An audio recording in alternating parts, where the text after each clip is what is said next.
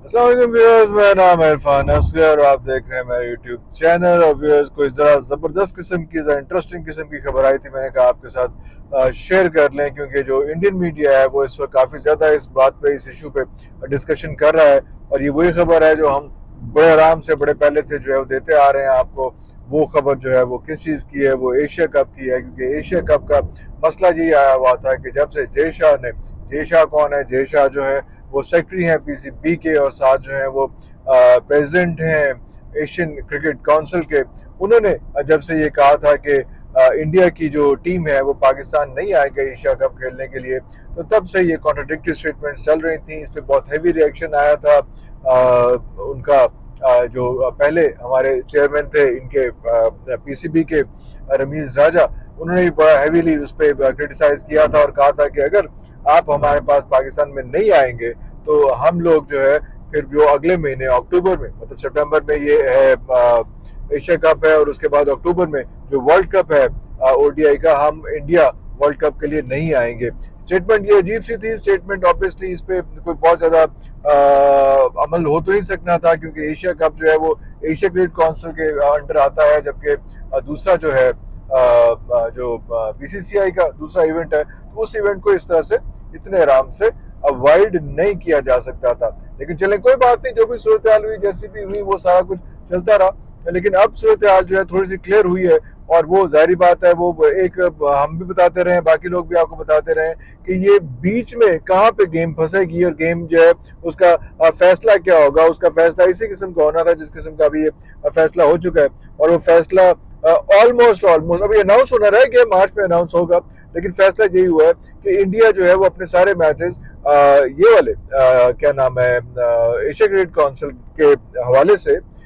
Asia cup में ODI के जितना ये मैचेस होने हैं जिसमें इंडिया ने खेलना है, वो सारे मैचेस यूएई में, दुबई में जाके वो खेलेंगे, और वो पाकिस्तान नहीं आएंगे। और बाकी सारी टीमें जो है वो पाकिस्तान आएंगी, और इस तरह सूरत होती रहेगी। पाकिस्तान और इंडिया का जो मैच होगा वो भी यूएई में होगा। वो एक दफा होता है, दो दफा होता है, तीन दफा होता है, जब भी होता है, क्योंकि उम्मीद ये है कि एक तो वैसे होगा, फिर उसके बाद जो प्ले ऑफ में मैच जो सेमीफाइनल में वो होगा, उसके बाद अगर दोनों टीमें फाइनल में आ जाती हैं तो फिर उसके बाद फाइनल में भी मैच होगा। तो ये सारी सूरत हाल जो है वो हो रही है कि वो जो दुबई पहुंचेंगे, और दुबई में जो है वो इंडिया वहां पे क्याम करेगा, और जितने एशिया कप के मैचेस हैं जो पाकिस्तान ने होस्ट करने थे, वो पाकिस्तान, बाकी सारे मैचेस तो पाकिस्तान होस्ट करेगा, लेकिन ये जो मैच होंगे इंडिया के साथ, और जोन जोन सी टीम ने इंडिया के साथ खेलना होगा, वो उस टीम वहां पे जाती रहेगी यूएई, और वहां पे जाके ये सारा कुछ होता रहेगा। ये पहले डिस्कशन होती रही थी, ये हो गया हुआ था, और यही एक विन विन सिचुएशन थी, ये एक सोल्यूशन था कि इस किस्म का हो जाए। और एट द सेम टाइम ये चीज भी डिसाइड हो गई, और वो चीज भी डिसाइड होनी थी, ये कोई रिटन ऑन द वॉल है, ये कोई ऐसी नई बात है नहीं, क्योंकि ये भी डिसाइड होना ही होना था कि जो तड़ियां लग रही थी, वो सारा कुछ हो रहा था, वो सारा कुछ भी अरेंज हो गया कि जनाब ये ऐसी कोई सूरत हाल नहीं बनेगी। सूरत हाल इसी किस्म की बनेगी कि आप लोग जो है जाएंगे उधर, इंडिया भी जो वर्ल्ड कप है वो खेलने के लिए जाएंगे। कैसे वर्ल्ड कप अवॉइड हो सकता है? वर्ल्ड कप अवॉइड हो नहीं सकता था, तो वो भी जो है वो मसला भी हल हो गया, और अब जो है बड़े आराम से, बड़े सुकून से, बड़े अच्छे तरीके से ये सिचुएशन हल हो गई है। Yes, there was a bad taste start में, बड़ी अजीब अजीब सी बातें हुई, बड़ी अजीब अजीब सी कमेंट्स पास हुए। बीसीसीआई जो इंडियन क्रिकेट काउंसिल है, उन्होंने भी ये सारा कुछ कहा था कि जनाब ऐसा कोई मसला नहीं है,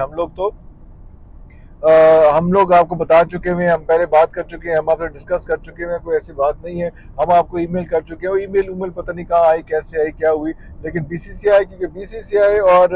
इस वक्त इस सिचुएशन में, क्योंकि प्रेसिडेंट जो चेंज होते रहते हैं एशियन क्रिकेट काउंसिल के, तो इस वक्त इतफाक ऐसा है कि बीसीसीआई के जो सेक्रेटरी हैं, और साथ जो है वो वही आदमी है जो एशियन क्रिकेट काउंसिल के इस वक्त प्रेसिडेंट भी हैं। हो सकता है अगले साल जो है वो रजन सेठी साहब, या कोई पीसीबी से जो है उनका प्रेसिडेंट बन जाए, और उससे अगले साल बांग्लादेश का प्रेसिडेंट हो, या एशियन क्रिकेट काउंसिल में श्रीलंका का प्रेसिडेंट हो। तो ये चीजें, ये सारा कुछ, ये गपशप चलती रहती है, ये हरकतें होती रहती हैं। लेकिन इसको इसी तरह से लेके चलना चाहिए, और ये अच्छी बात है, कोई ऐसी कोई हार्ड फीलिंग नहीं है। मेरा ख्याल है कि अभी जो है वो खैर है, 2023 या 2024 25 में चैंपियंस ट्रॉफी भी होनी है, और चैंपियंस ट्रॉफी भी पाकिस्तान में होनी है। तो ये एक कमिटमेंट शायद उनसे ले लेनी चाहिए कि अभी चले कोई बात नहीं, खैर है आप ना आए, थोड़ा सा हम थोड़ा कर लेते हैं, क्योंकि बाकी सारी टीमें पाकिस्तान आ रही होंगी, पाकिस्तानी टीमें पाकिस्तान में खेल रही होंगी, लेकिन ये वाला सिलसिला, ये वाली सिचुएशन जो है वो पहले पकड़ लेनी चाहिए कि जनाब अगला जो है जो 2025 में जो चैंपियंस ट्रॉफी है, for that India have to have to have to have to come to Pakistan. ये बड़ा एक इंपॉर्टेंट फीचर है, ये बिल्कुल ऐसे ही होना चाहिए। एट द सेम टाइम अब जो ये तो खास बात हो गई, लेकिन साथ में आपको पीएसएल कैसे छोड़ सकते हैं, पीएसएल 8 के जो मैचेस हैं सिलसिला चल रहा है, उसमें बड़ी एक इंटरेस्टिंग सिचुएशन हुई है, और उसमें वो हुई है क्वेटा ग्लैडिएटर के नसीम शाह के हवाले से, कि नसीम शाह जब बैटिंग करने आएगी क्वेटा ग्लैडिएटर, आपको पता है क्वेटा ग्लैडिएटर के सारे प्लेयर्स ही आउट हो गए थे, बड़ी अजीब सी बुरी सी हालत हो गई थी जब मैच हो रहा था उनका। तो क्वेटा ग्लैडिएटर के जब नसीम शाह आए हैं ग्राउंड के अंदर, तो आके जल्दी आउट हो गए, वापस चले गए, लेकिन पीसीबी ने वो चीज़ पे कर ली, और पीसीबी ने उन पे जो है वो मैच फीस के 10% जो अमाउंट है उसकी भारी किस्म की पेनल्टी लगा दी, कि भाईजान आपने जो है वो कोड ऑफ कंडक्ट को तोड़ा, और आपको अकल नहीं है, यार नहीं शर्म नहीं है, आपने क्या किया, व्हाट इज दिस बिहेवियर, आपने क्या कर दिया ऐसा। और वो उन्होंने किया क्या था नसीम शाह ने, नसीम शाह क्योंकि अभी जो है वो बीपीएल से बांग्ला प्रीमियर लीग खेल के आए हुए हैं, तो वो अपनी उस लीग का हेलमेट पहन के ग्राउंड के अंदर आ गए थे। पीएसएल में कपड़े जो बाकी पहने हुए थे, किट जो पहनी हुई थी वो कोयटा ग्लैडिएटर्स की थी, और हेलमेट जो था वो बांग्ला प्रीमियर लीग के जो उनके जिस लीग से वो खेलते हैं उस लीग का गोल्डन कलर का हेलमेट था। क्योंकि अक्सर होता ये है कि जो कोयटा ग्लैडिएटर है उनका हेलमेट भी गोल्डन है, और उस जो वो जो फ्रेंचाइज है जिससे वो खेलते हैं वो भी हेलमेट गोल्डन है, तो वो हेलमेट पहन के आ गए। लेकिन मुझे अफसोस ये हो रहा है और हैरत ये हो रही है और परेशानी ये हो रही है कि यार इस दौरान किसी ने भी नहीं देखा, किसी ने भी चेक नहीं किया, किसी ने भी ऑब्जर्वेशन नहीं लगाई। जो सारी मैनेजमेंट थी उनको शर्म नहीं आई कि यार ये क्या हुआ है, कितने आराम से वो लोग जो है वो बांग्ला प्रीमियर लीग का हेलमेट पहन के, जाहिर बात है वो डग आउट में बैठा हुआ था, और डग आउट में बैठे बैठे जो है वो उठे और उसे बारी आई तो आगे चला गया, और उसके बाद तब भी नहीं पहुंच रहा, वहां से वापस भी आ गया, तब आगे पहुंच रहा कि वो हो ये तो हेलमेट कोई और पहन के गया हुआ है। तो फिर उस पर पीसीबी ने एलिगेशन लगाया, और जाहिर बात है वो इस तरह की सूरत होती है कि वो अपना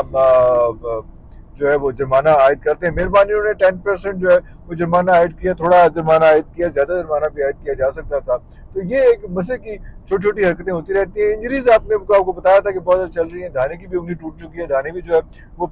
उसमें पीएसएल 8 से बाहर हो चुके हुए हैं। इस तरह से मीर हमजा जो है वो भी, उनकी भी उंगली टूट चुकी है, वो भी पीएसएल से बाहर हो चुके हुए हैं। तो ये जो है वो, लेकिन फिर भी मैचेस अच्छे हो रहे हैं, मैचेस तगड़े हो रहे हैं, मैचेस इंटरेस्टिंग हो रहे हैं। अभी जो आज शाम का जो मैच है वो भी जो है वो बाबर आजम और रिजवान के दरमियान में है, क्योंकि ऑब्वियसली वो पेशावर जल्मी और जब मुल्तान सुल्तान आमने सामने खेलेंगे तो हम तो यही कहेंगे कि बाबर आजम वर्सेस मोहम्मद रिजवान है। देखें क्या सूरत हाल बनती है, जो भी अपडेट्स आएंगी वो भी आपके साथ शेयर करते रहेंगे। तब तक के लिए इजाजत दीजिए। पाकिस्तान जिंदाबाद।